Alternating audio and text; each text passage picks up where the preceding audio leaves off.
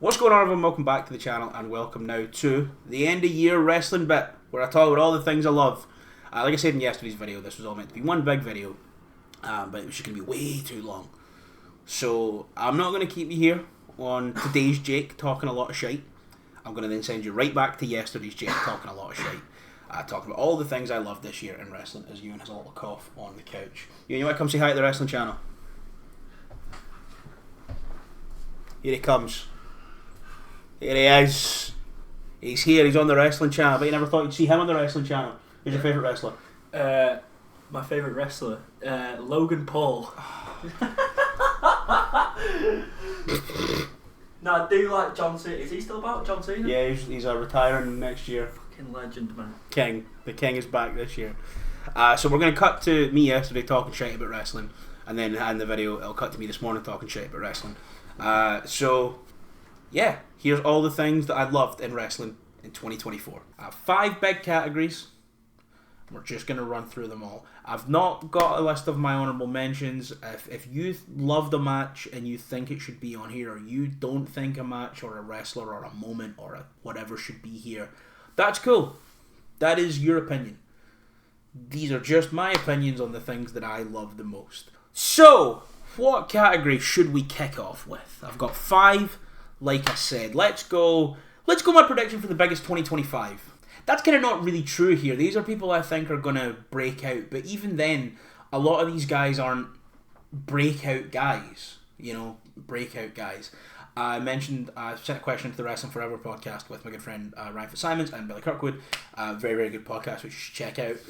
I sent in a question where I said, who do you think is poised to have like the big breakout year? And I mentioned 2 of the names here. One of the names I mentioned is a little bit more established already, and they kind of said I don't really see him as a breakout guy. And I kind of maybe should have been a little bit clearer in the sense that these are all people I think are going to hit a level above what we're all expecting, right? Because we all know that Punk's going to have a big year. Punk's probably going to have the biggest 2025 in wrestling, maybe. But putting that here isn't necessarily like a hot take. But also when I look at some of these names here, these names aren't necessarily guys who are going to break out because they are established stars.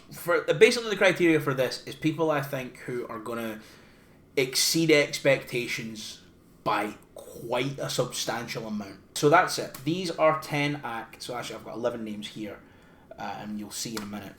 These names here are people that I think are just going to really, really, really raise their stock in 2025. And I know I said at the start that I wasn't going to throw in any honourable mentions. However, my one honourable mention for the entire video is Persephone. Persephone is slated to be in that match at Wrestle Dynasty, the 4-way women's match at the Dome. It's like a Ring of Honor, a CMLL, a Stardom, and an AEW wrestler are all there. That match is going to be fucking sick. I can't fucking wait for that match. So in that match, the participants are Persephone from CMLL, Momo Watanabe from Stardom, Willow Nightingale from AEW, and Athena from Ring of Honor. I think that match is going to be incredible. That's like on a card so stacked, I don't think enough eyes are on that match. And I think that has the potential to be one of the better matches on the card. And I think Persephone is really going to open a lot of eyes. Persephone, I've been watching a lot of CMLL this year. I tapped into CMLL quite heavily towards the start of the year. I think when like Danielson and the BCC went down and Danielson had his match with Blue Panther, I really started watching CMLL, and then obviously Hechicero was popping up everywhere. He's been incredible this year. We'll talk about him later for sure. But I started watching more and more CMLL, a lot less than I would like to, but a lot more than I typically would. And one of the names that I always kind of saw on a lot of the cards was Persephone. I thought she was fantastic. I'm very happy that she is in this match at Wrestle Dynasty. So she's my honourable mention for this list. I think she is going to really break out and be seen a lot more places because of this match. So, for this category of the people who I think are going to exceed and defy expectations in 2025. And at number 10, I've got a tie here. I have Julia and Stephanie Vaquer. Because, NXT is already building them as the unstoppable forces in the division. They are going to be rocket strapped real soon, real quick. But I still don't think either of them have really shown just how good they are in NXT yet. They've been fantastic so far, but Julia is a wrestler that I have loved for many years. Julia is a wrestler that I have adored for a very long time. She had a match with Thekla, I believe, over the pandemic, like 2020, 2021, and it was like just it was like sparse crowd, clap crowds, and I was pacing back and forth around my living room in my old flat, just fucking locked in. And Stephanie Baker is a wrestler that I wasn't incredibly familiar with up until the last couple of years as well. Obviously, she had the match with Mercedes last year. She had just an insane run of form all over the world. And I think the fact that the two of them are kind of being built as these two unstoppable demons that are eventually are going to collide with each other and everyone else better get out of the way is very telling for the plans that they have for both those athletes. But I think in terms of their own abilities, they're going to take a leap above what is being planned for them just by hooping, to be perfectly honest with you. And I think, we talk a lot of shit about the NXT men's division. I definitely talk a lot of shit about what's going on over there. But the women's division has been absolutely incredible this year. The NXT women's division has been run near flawlessly for the majority of the year. And I think with the probable addition of Jordynne Grace in the new year, competition at the top is going to be real strong. Spots at the top of that division are going to be hard to come by, and the fact that these two are already being positioned so high up is very telling for what the plans for them are going forward. But I think there's a level in both of them that we haven't seen yet. I mean, I know there's a level in both of them that we haven't seen yet in NXT, and I think when they unleash that, the plans are going to change and they're going to be made an even bigger deal. My number 9 slot is my promo of the year, the Beast Mortos. I fucking love the Beast Mortos. What do you mean he went in the C2 and left with no points? The Beast Mortos was the only person who left the Continental Classic this year with no points, and that's very upsetting.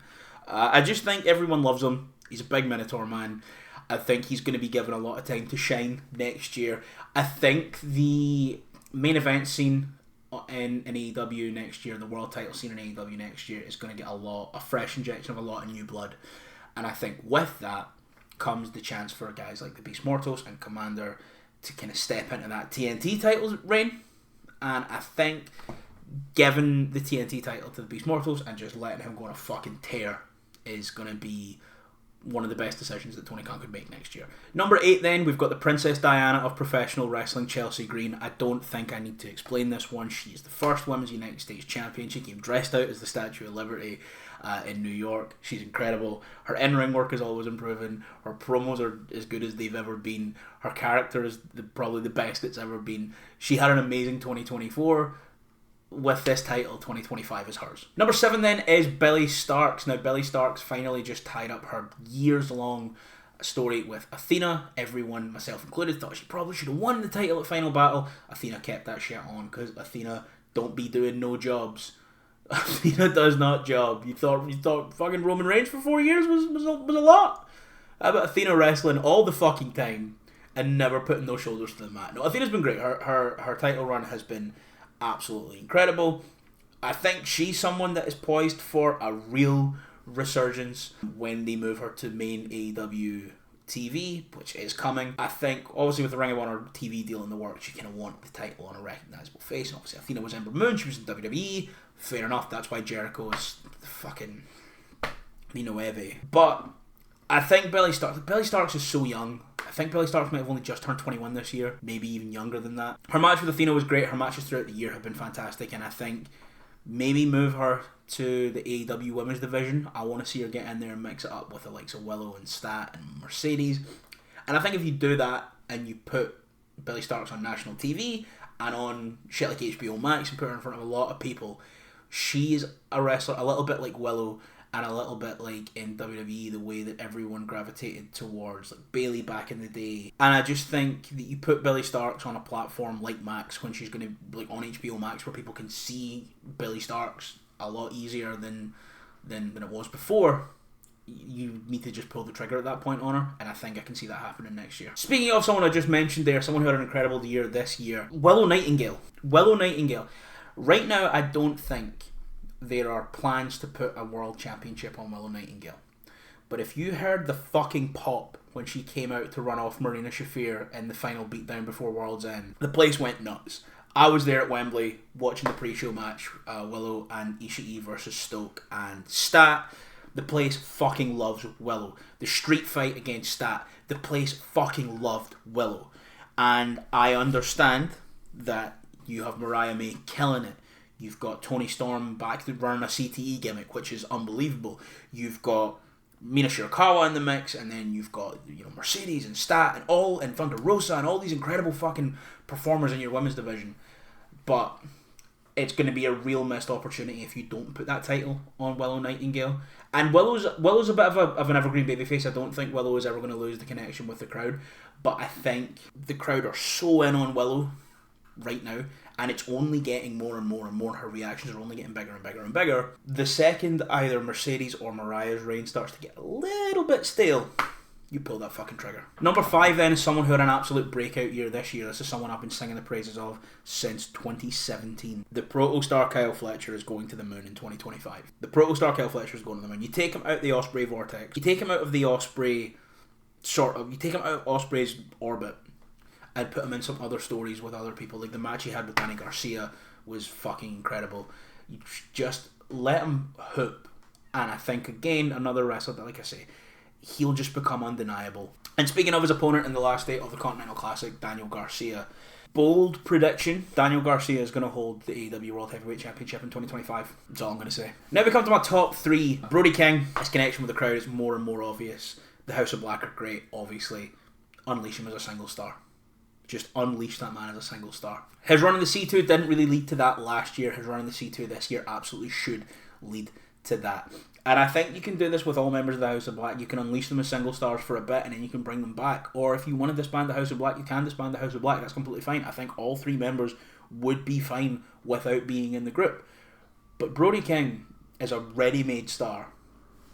And if he doesn't hold a singles championship next year, what are we doing? My number 2 pick for a wrestler who's going to overdo the expectations next year is your next NXT champion, Oba Femi.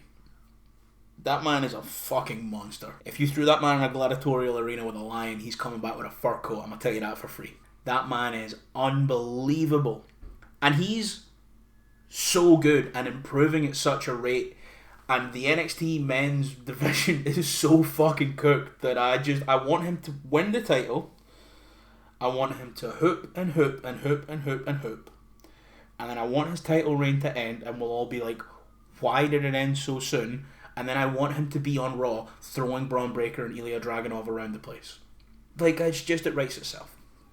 I think Oba Femi, again, he's improving so much and so quickly that I can't see him in NXT for that much longer, and I think he will maybe feel wasted in NXT if he's down there. And I think my number 1 guy is probably the only other person in NXT that I really care about more than Oba Femi.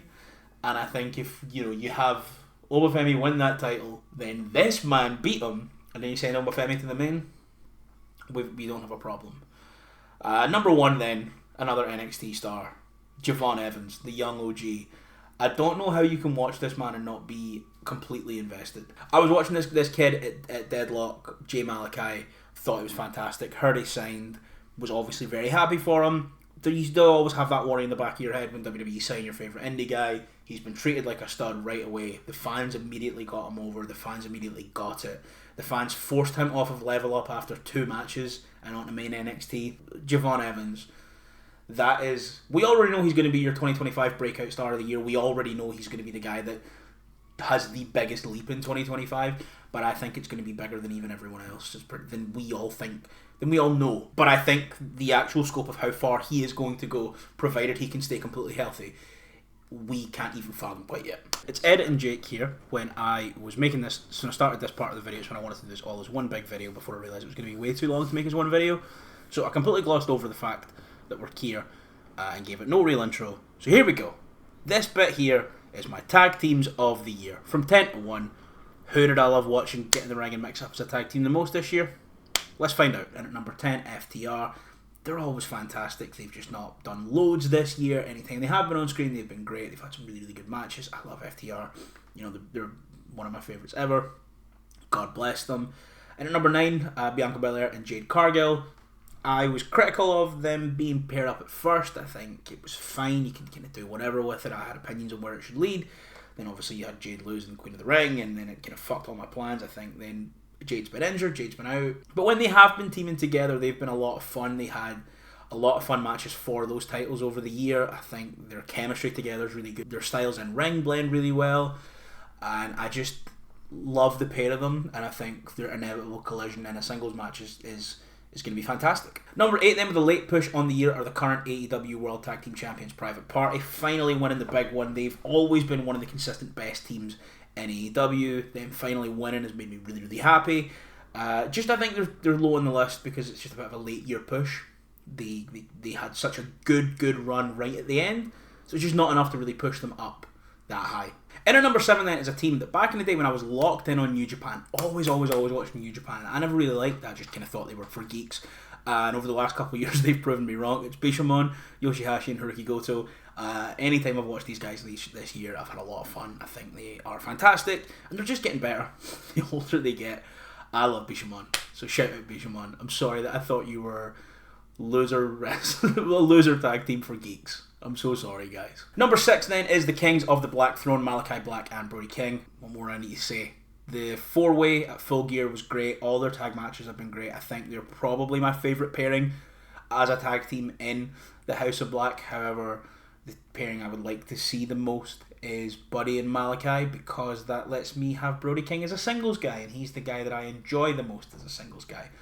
But Brody King's my favourite member of the House of Black.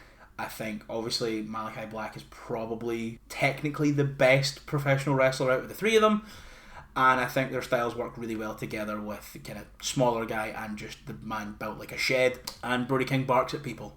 So, they're cool as shit. Number 5 then is my favourite tag team of all time, the Motor City Machine Guns. They had a great run throughout Impact this year and on the Indies this year. And then they eventually signed with WWE and won the World Tag Team Championships on their second show and their third match in the company. So, shout out my boys. After taking a break from filming because someone did arrive at the house, a very special guest for the Tunes channel did arrive at the house. He's in the shower right now. It's the next morning. But you don't know because I've thrown the same t-shirt on to keep the illusion. And then I went and told you anyway. So in at number 4 for my tag teams of the year are the ABC, Ace Austin and Chris Bay over in Impact. They were having some incredible matches this year. Throughout the year, I think if you were watching the channel years ago over COVID, those two guys were two of the standouts of COVID wrestling for me.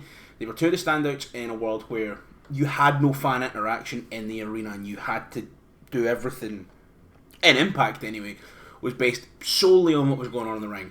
Both those guys really impressed me. And then as a tag team, they've been doing the exact same for years. Obviously, the year ended on a bit of a bad note for them with Chris Bay picking up that injury. And, you know, the details of the injury are still quite close guarded.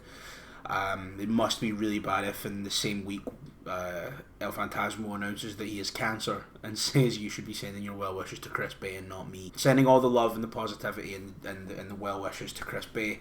I hope to see him back in a wrestling ring as soon as possible, and he is able to come back and be as good as he once was. But the ABC throughout the year have been impressing me non-stop, and they're here at number 4. Then we get to my top 3 tag teams of the year then.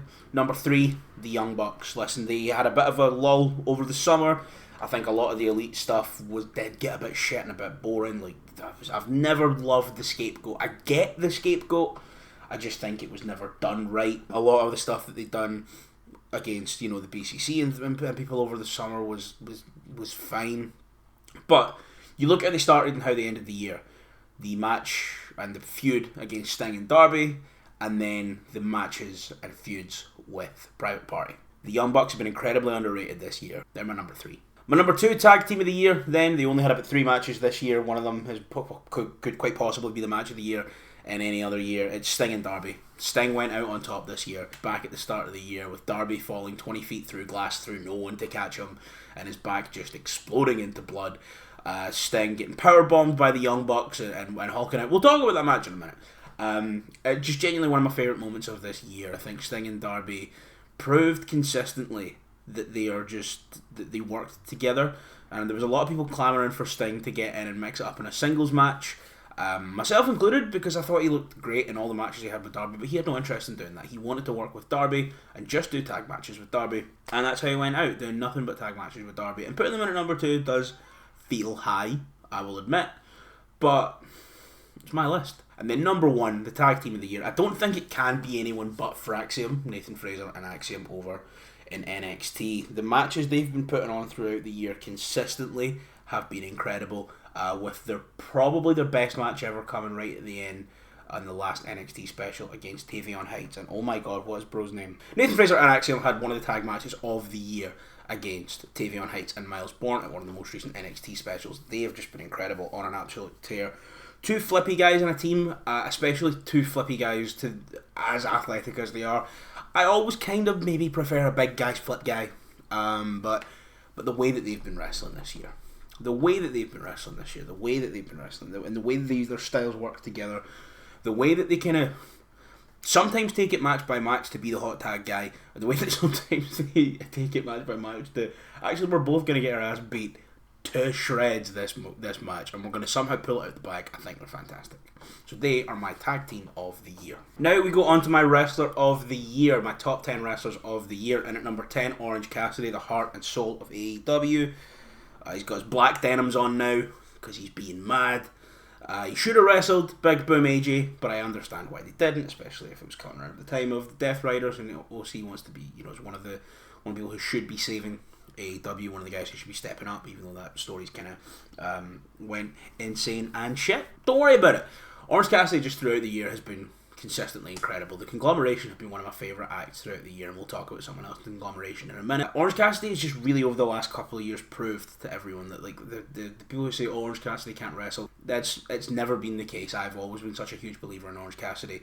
I've always loved the act as well, because he gets to do this till he's 60 and not take the bumps that he doesn't want to take. But showing that he can hang as a main event guy is massive for a guy like Orange Cassidy, and he's really shown that this year, taking yet another leap this year, and he is my number 10 wrestler of the year. And at number 9 then is the current AEW World Heavyweight Champion, Jon Moxley. Jon Moxley started the year dressed as the Red Hood over in Japan in that match that I was surprisingly a fan of, the 3-way dance with David Finlay and Will Ospreay. I'm not a big David Finlay fan.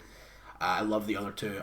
Would have much rather seen the other two wrestle one-on-one, but obviously neither of them are New Japan guys, both AEW guys. New Japan wanted to put one of their guys over on both AEW guys, and that's fair enough. Obviously, it was on Wrestle Kingdom, it's the biggest New Japan show.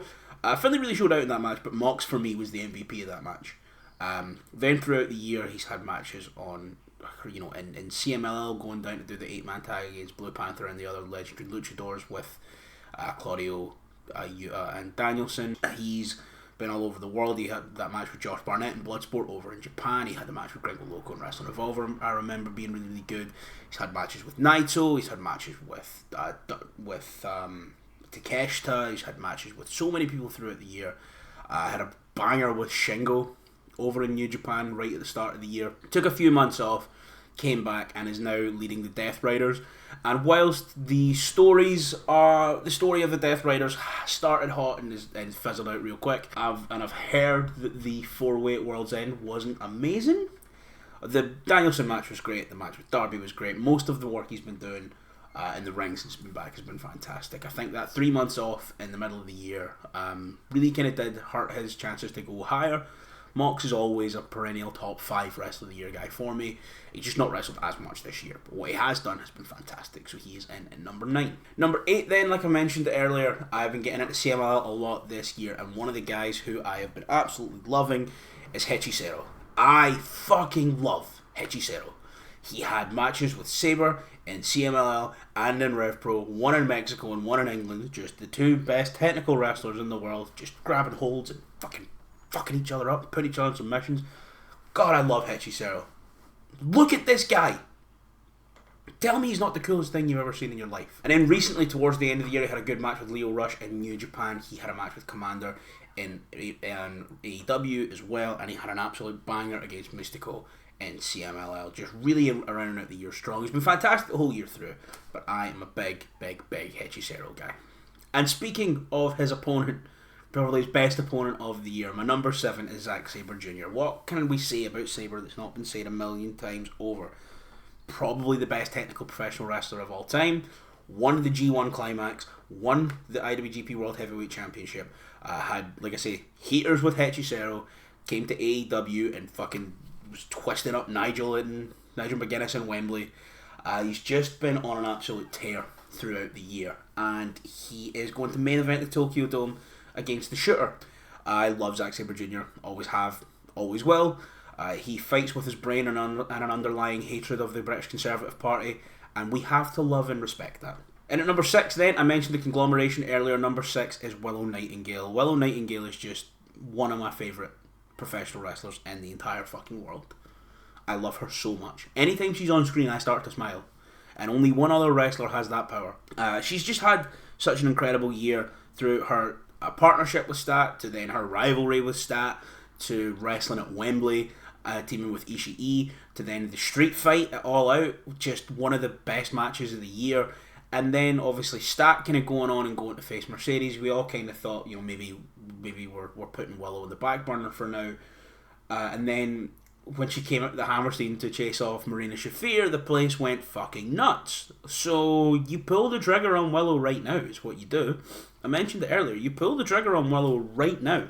Willow Nightingale has been incredible this year, and she is my 6th wrestler of the year. Number 5 then is a wrestler I have been following for a very, very, very long time, and he broke out as a single star this year. Wrestle Dream last year. One of my favourite wrestlers of all time, Mark Davis, got injured again, and again kind of putting a hot Aussie Open run on hold, as tends to happen whenever Aussie Opens start making a bit of noise. One of them picks up an injury and it kind of stifles things. But Tony Khan still struck while the iron was hot, turned Fletcher into a single star, put him in a Don Callis family, gave him the Ring of Honor World TV title, and just kind of let Kyle Fletcher keep cooking and cooking and cooking. And then the year ended with a heel turn and a turn on Will Ospreay. Him and Ospreay had 3 incredible singles matches this year. I know I said I haven't watched World's End yet, but I did watch the semis and the final of the C2. I've been watching Kyle Fletcher wrestle since I was 17. Since 2017, since I was 17 and he would have been 18, 19. And to see him continuously improve, because he's still so young and he's just getting better and better and better. I saw him wrestle in a ballroom, in a dance hall, in a hotel in Belfast. To see him where he is now is incredible. So Kyle Fletcher is my number 5th wrestler of the year. My number 4 wrestler of the year is a man who only had about 4 matches this year, but it doesn't matter because every time he was on TV, he made the absolute most of his minutes, whether his full arm was in an arm brace, whether he was in a suit and a pair of Jordans, whether he was fighting over a friendship bracelet, whether he was running the blade in Hell in a Cell, whether he was on commentary, whether he was doing anything, whether he was locked in WWE headquarters and running around and punching Andre the Giant statue in the balls. CM Punk has been absolute money this year. Ending the year running interference in a towel after he'd run out of a shower, having one of the matches of the year against Drew, having the feud of the year probably, having the second best feud of the year against Drew. He's been fantastic this whole year, and I think you can't overlook the work that CM Punk's done, especially when he was injured, when having a discussion about the wrestlers of the year. So my number 4 wrestler of the year is CM Punk. He'd definitely be higher if he wrestled more, and I understand he was injured for a lot of the year, so you can't really hold that against him.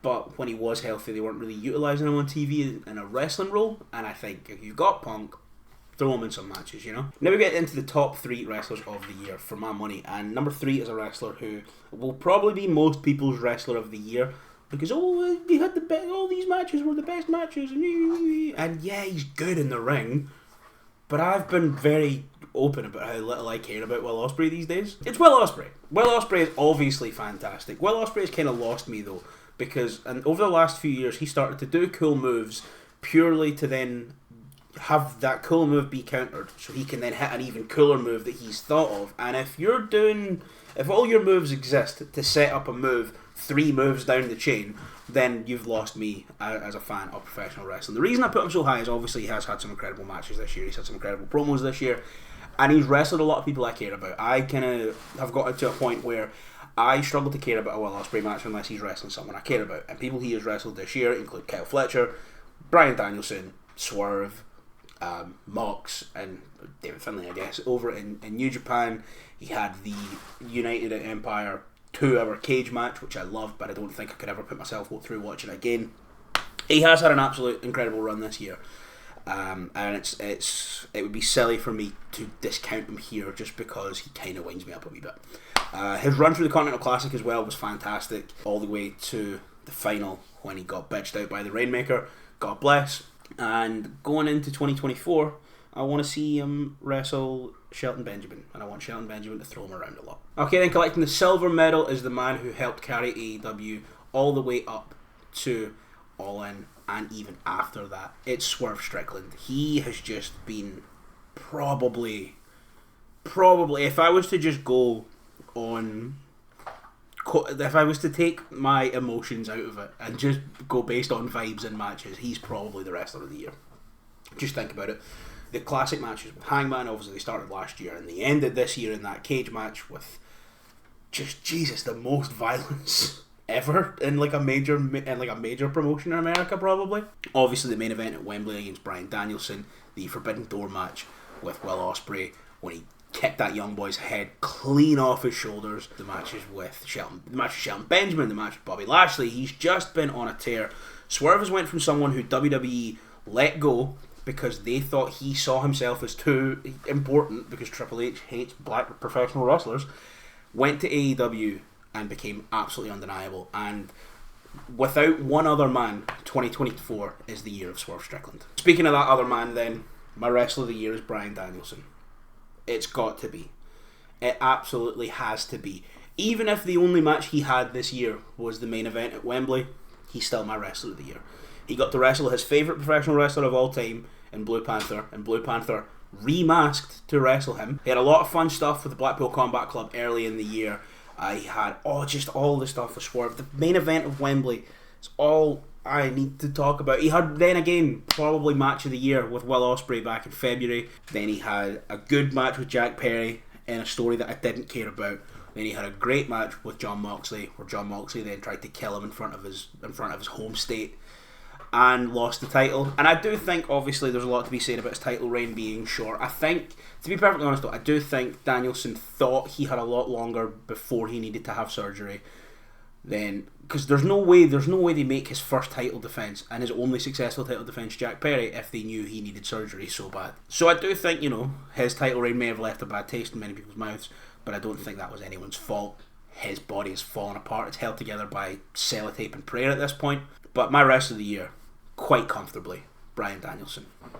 And now we're down to it, my match of the year. These 10 matches here are, for my money, the 10 best professional wrestling matches that happen in the world. And there's so many more that I could have picked, so many more that I loved. Obviously, Big Boom AJ versus QT Marshall was a lot of fun.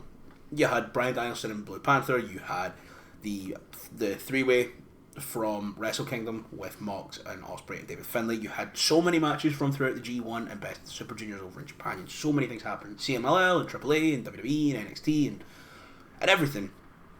However, this is a very AEW heavy list, so don't shout at me in the comments because you don't watch more than AEW. I do. The motherfuckers are on fire this year, so shut your fucking mouth, sit back and listen.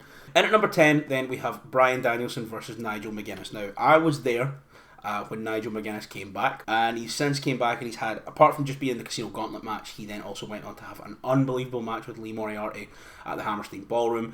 Lee Moriarty becoming the first person ever to beat Nigel McGuinness in the Hammerstein Ballroom, so that was fantastic. But his match with Danielson at Arthur Ashe Stadium at AEW Dynamite Grand Slam was fantastic, with two men just the greatest rivals of each other's career probably, getting one more go at it.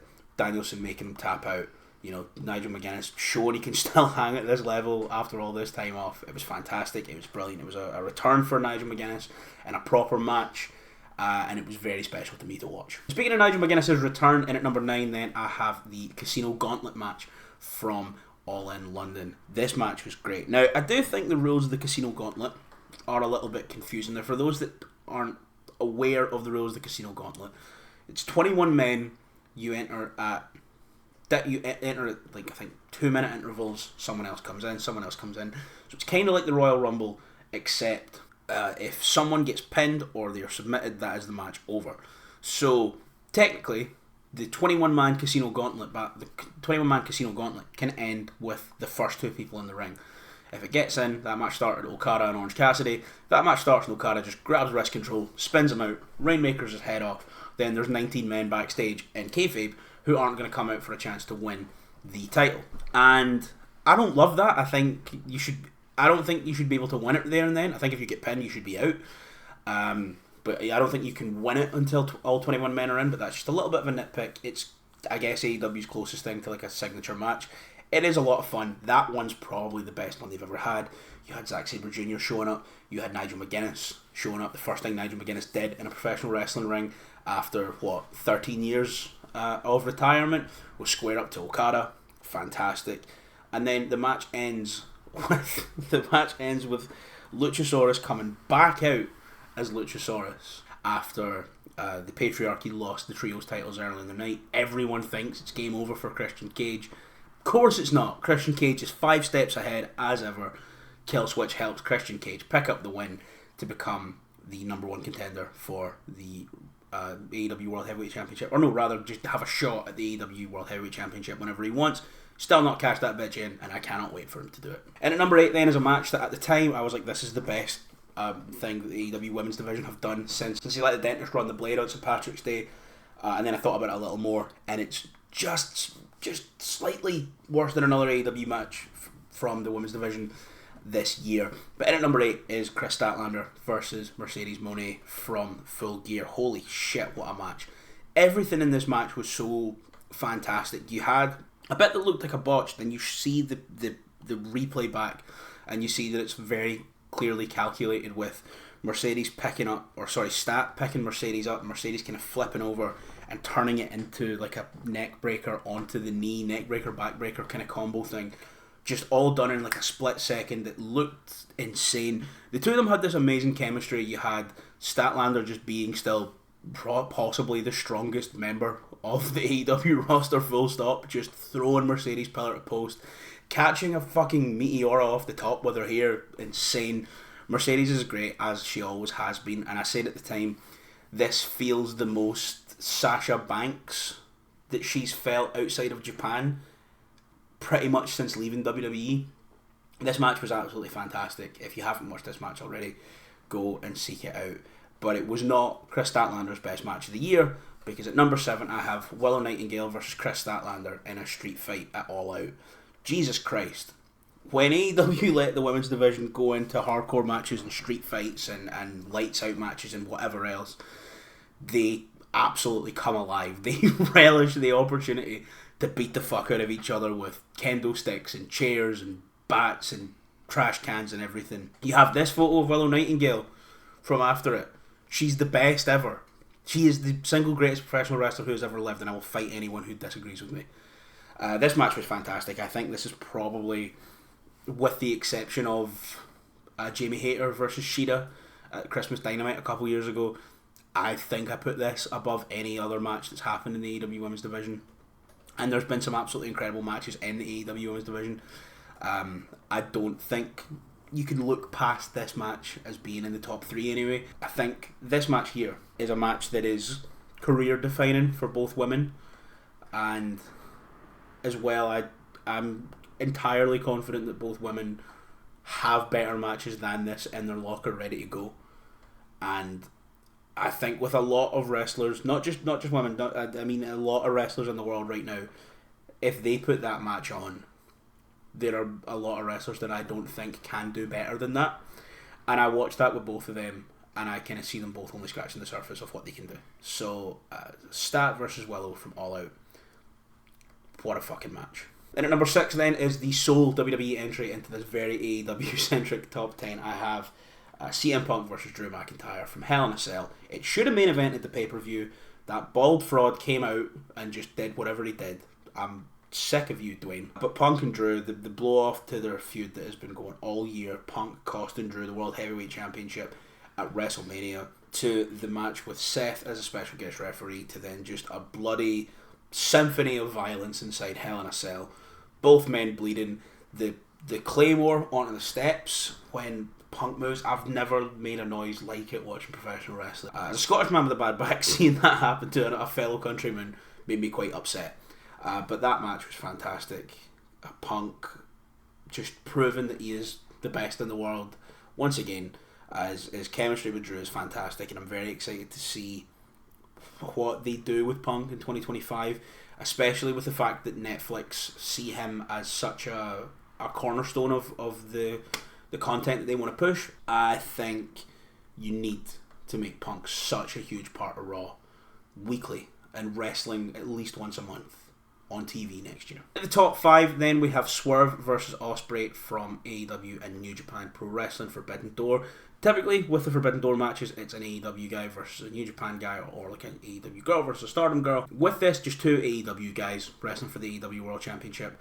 And what I really liked about this match is Ospreay does very little of the shit that Ospreay does that annoys me in this match.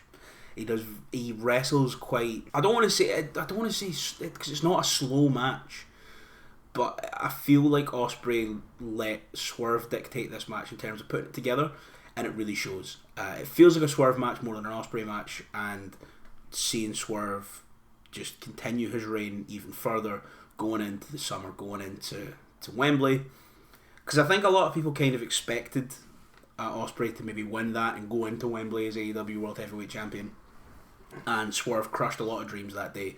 An absolutely fantastic match, brutal match. Right at the end, that final house shot or house call when he gives him the "you tried, little bro."